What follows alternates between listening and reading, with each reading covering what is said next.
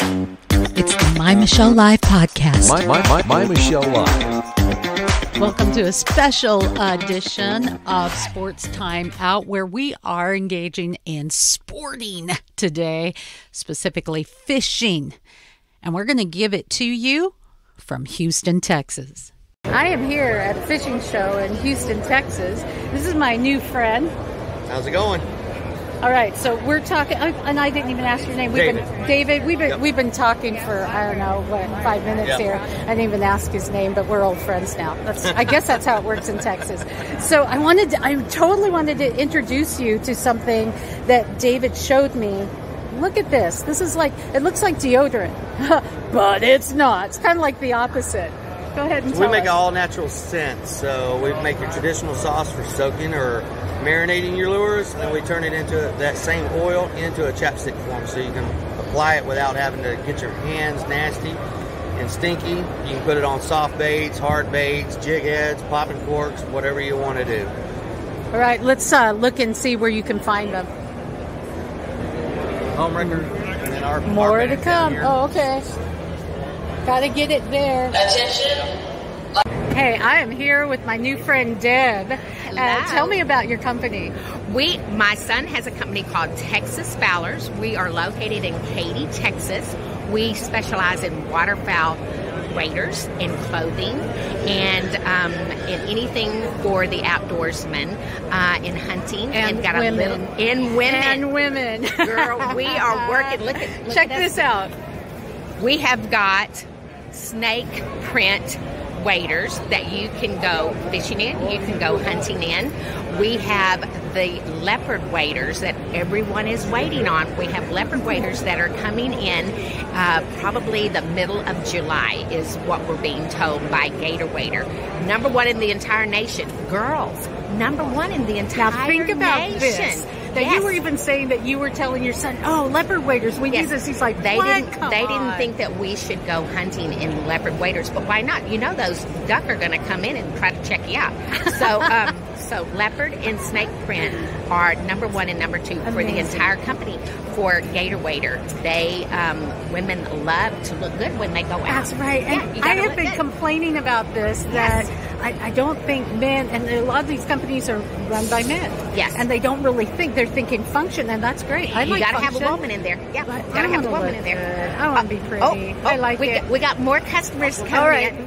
She's going to go take care of customers. All right. This is my Come friend see us. Deb. All right. And here I am at the fishing show in Houston, Texas. Now, if you remember the news stories wherever you're at, Texas took a hit with frost, and we heard all the stories about what happened to the grid and what happened to people, but what we didn't hear was what happened to the wildlife and fishing in particular.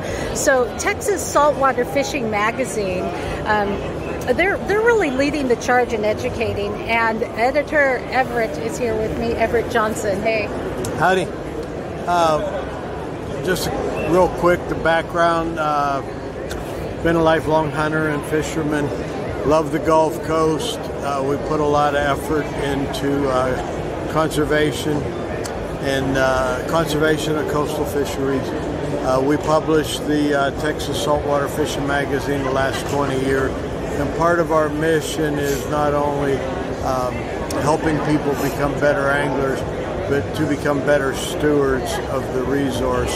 And that's a standard theme. It's been since the beginning. 21 years we've been publishing now, and we feel that this is definitely the higher part of our mission. What are you encouraging folks to do to try to repopulate, regenerate, renew? Okay, great question. I love it when people say that. That means I'm doing my job. Yeah, cool. So we had a very unusual freeze. We had 12 degrees on February 14 that evening, that night, through the night. It got very, very cold. Typical February temperatures for us are maybe high 30s, low 40s as the low for the day, and the highs up in the 60s and even the 70s. So to get 20 degrees below freezing is quite unusual. The water temperatures dipped to almost 30 degrees in the shallow water on the flats. We call it the flats. Deeper bay systems, deeper water, the thermocline saved a lot of fish, but a lot of fish that are shallow water residents perish during the freeze. Speckled trout especially are vulnerable to cold weather, because when the water temperature gets to reduces to say 42 degrees, they begin to stress. They are cold water animals, cold-blooded animals, and what happens in cold water is they just shut down. Their heart stops beating. The circulation goes away. Basically, what happens is the fish suffocate, go to sleep, sink to the bottom. And we don't always know the extent of a fish kill for a week or 10 days until the fish begin to decay and float to the surface. So do you know what the numbers are now? Initially, it was claimed that we lost 3.8 million fish of a variety of species, but I think it was much bigger than that if you really want to know the truth. Jeez, and that decimates, So, all right, what are we going to do about this? What are we going to do? Okay, so first off, we're fishermen. We love to fish. Fishing is great recreation, and especially during these times of COVID awareness, there's no safer place from the virus than out in the middle of the bay fishing. Amen. Right there. So the first thing is we want to go fishing, and we hope to catch fish. Now, we had a red drum did much better during the freeze, not nearly as severe an impact on that fishery. Speckled trout, we are encouraging everybody, because so many more trout than redfish died. We are encouraging catch and release of all your trout. They're fun to take home. They're fun to eat. I've eaten a pile of them. But for the next year or two through the spawning season, we need more. We need to do all we can to enhance the spawning biomass. That's the number of mature female fish capable of laying eggs and replenishing the fishery. So there's a couple things that go along with that. And in our magazine, I want to show you something. The whole big group of fishermen, they are not holding fish on stringers to show off their prowess as anglers. As a matter of fact, they're holding empty stringers.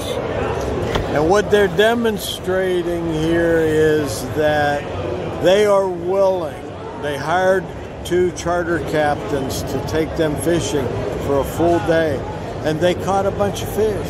But they are willing to release all their fish, and so they're posing with their stringer coiled up to say, hey, we're making a sacrifice. We want to encourage people to release their fish.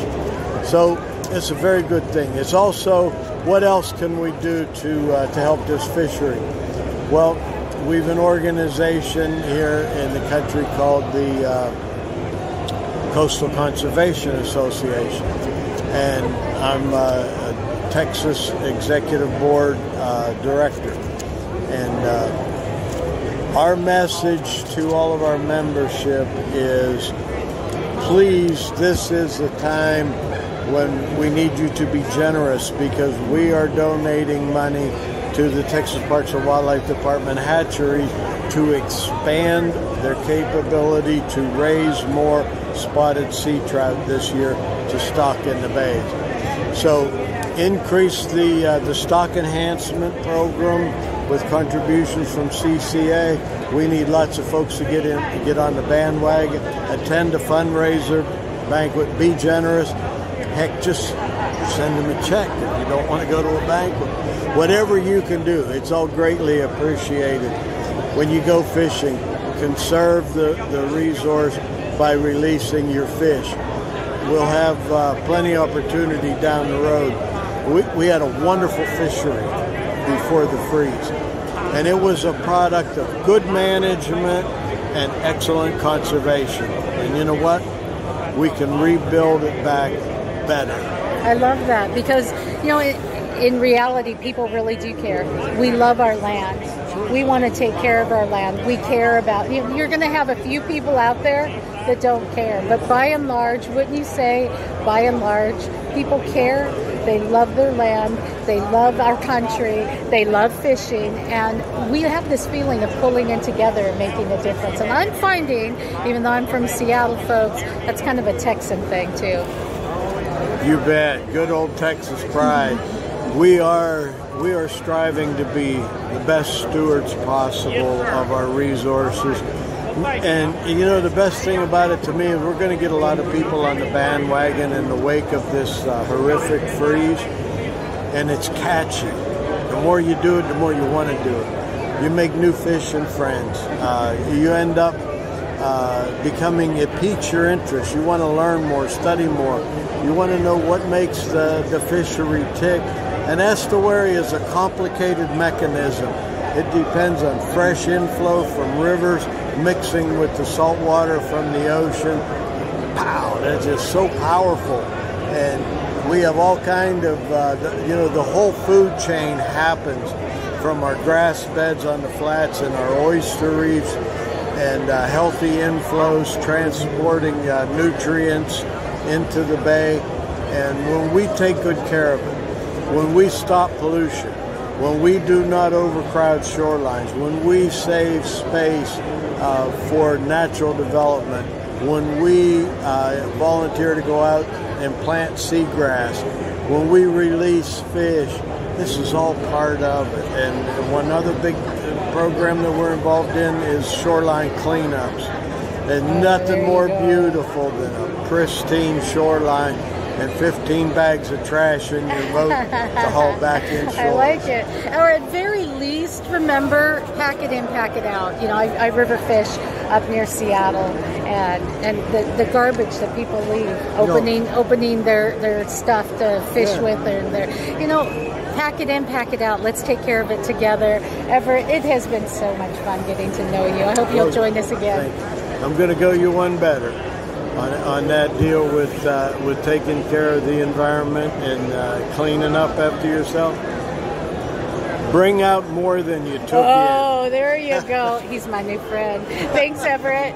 And I want to introduce you to Rex Royce, Texas Rattler. You want to hear what that's about? Rex is going to help you out. He's the founder and inventor. Yes, I am the only person in the whole United States of America with a patent on a rattling jig head, and I've invented a new rattling jig head. I'll get my new patent on it. I invented a U-lock.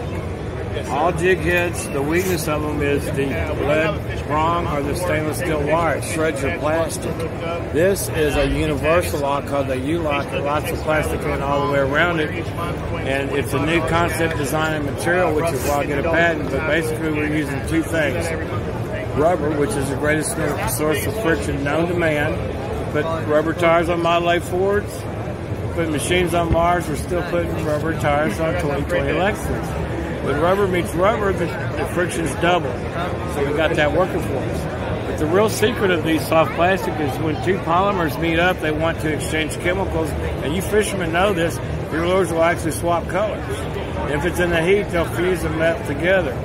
So what's happening is when the plastic goes over the rubber housing, it's not just the friction, it's actually trying to bond to it. So pull on that. Okay. Pull a little harder. Okay, we'll wait. Okay, grab a little up here, pull a little harder. Okay, you see it's not tearing. Yeah. Now when you get a fish fight, see how good sized fish, you're going to fight it for a minute and a half, 2, maybe 3 minutes. Well, a lead prong's or stainless steel wire is going to shred your plastic. And while the fish are there, you're digging in your tackle box to get another plastic to fish. With the Texas Rattler, you don't do that. If it does slip a little bit, you just push it back up, cast back out. You're in the batter's box hitting home runs. Your buddy's in the dugout getting another bat. You're going to catch more fish. The eyes reflect light, so that it forms a beam of light that shines out. It gives the jig head a bullseye. So the result of that is when fish located with sound, and it's murky down there, you don't get tail bites. They like to feed head first. So you get more hook sets per strike. And you go through less soft plastics. Again, you're saving money on your soft plastics, and you're catching more fish. That's neat. That's the Texas. Oh, and it makes noise. And it makes noise. Don't forget that. Okay, it makes noise. Sound attracts fish. They got sounding top waters and ports to get the fish to come from here up to your surface to catch it. Now we're taking that rattle sound and we're going it down to their ambush points and their natural sanctuaries where they like to ambush bait. And the result of that is you catch more fish. How cool is that? So what you were saying? What am I going to use to catch my salmon up there in the Great Northwest? Something pink, because I talked to a gentleman that fishes in California. He's here at the show, and he says salmon is the pink's color. And there you go. You got a pink head with a gold eye. And what color is the trout's eye? I don't know. It's what gold. color is the redfish's eye? Gold. What color is the mudminnows eye? Gold. What color is the piggy perch's eye? I'm going to say gold. Yes. What color is the shark's eye? Black. Black. Why? It doesn't reflect light. Oh. They are the true predators. Okay. Listen to you. Look what I'm learning today. Well, we like to teach people how to catch fish as well as help them catch fish. Hey, I appreciate it. I love fishing, but I really like catching. These two trout are 32 plus inches long. They're the only trout posted on Facebook in the last 3 years that are over 32 inches long. Both were caught on our black gold eyes. This was caught in Matagorda Bay, Texas. This was caught in northern Florida. We ship all over the United States. Hey, I'm glad you're watching and getting a little insight into fishing in Texas. A little different for me. I'm a Northwest fisher girl. And so learning the different fishes, the techniques, and how they do it down south, it was great. Even all the folks that we've been talking to and wait for the grand finale, because while things can be a little different as you fish in differing parts of the country or the world, there's one universal thing, and that's the God story. Believe it or not, we found it in Texas. I'm going to get to that in just a minute. But first, transform his jungle into your tropical paradise. Tropical Beard Balm. From Real Bearded Men at mymichellelive.com. Now, get this. Getting right to the meat of the matter. There's a deeper story, even on the water, even going fishing. And I found it at the fishing show in Houston, Texas. Go down, Michelle. All right. I'm here with Captain Gary, and I want to show you what we're doing here. A bit of a man. So that's really getting to the God story, right? And that's what we like to do with My Michelle Live. And you can find us at mymichellelive.com, of course, and everywhere you hear podcasts. And this is Captain Gary here with me. I'm going to get in close like we're really good friends here. It won't look like it. It won't look like it? It won't look like we're standing on top of each All other. right. You know? Okay, it's the magic of movies kind of thing. So you actually, I took a picture when I was coming in because you had that placard right there as you walked in, and it got my attention. It totally got my attention. I was like, yeah, that's great. Because you know what? I love to fish. I love catching better, but I do an awful lot more fishing. I'm not going to lie. Yes. I love to fish. My time on the water is like supplemental church, right? And when you think of fishing, one of the scientists that comes on our show, Captain Gary, is Hugh Ross, and he says there's two books, the Book of Nature and the Bible, and both talk about God's goodness. Mm-hmm. And that's what it reminded me of with Fishers of Men here. I want you to talk a little bit about what you do and why you're doing it. Oh, what we do here, we have a scholarship fundraiser trying to help underprivileged kids go to school. So we created a trademark, Fishers of Men, I catch them, God cleans them. And that's what we do now. We've been doing this for 21 years at the show, and we try to help out as much as we can. That's what we do. We also have a ministry on the boat that if you have any kids at home that don't have a father in the home, we take them out and mentor them and get fishing rods in their hands before they put something else in their hands. Oh so my we do that gosh, as well. you're kidding. Yes. So I'm just making this up as I go because that's what I do. But I'm going to be inviting Captain Gary back on my show, and I think what we'd like to do is maybe do a little fundraiser, see if we can get some people buying some shirts and stuff. I think that'd be a lot of fun, but it's just a teaser right now because that's really what it's all about. Yes. Catching fish is great, but changing people's lives is even better. So thank you, and she's really cute. I don't know her name, but she's like Gabby. Gabby's like, I'm not talking. I wasn't going to talk, but thank you. That's my daughter. It's nice to meet you. It's another Thank adventure you. with My Michelle Live. Thanks for hanging out with us. I'd love to take you fishing sometime. That would be great. Like us, share us, email me. We're here to talk to you and to spread the God story. Go to My Michelle Live. You can give to the cause and help keep us doing what we're doing. You can purchase great products like Real Bearded Men products and help keep us broadcasting the God story. God bless you. See you soon. For more fun, go to mymichellelive.com.